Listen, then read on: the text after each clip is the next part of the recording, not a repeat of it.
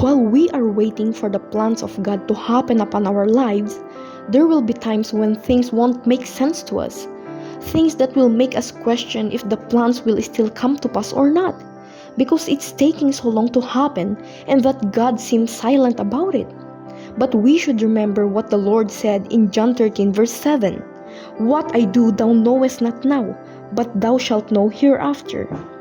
In our waiting season, may we never give up immediately, because we as Christians shouldn't be living by sight, but it should be by faith, fully trusting God because we know that He holds the entire picture of our future.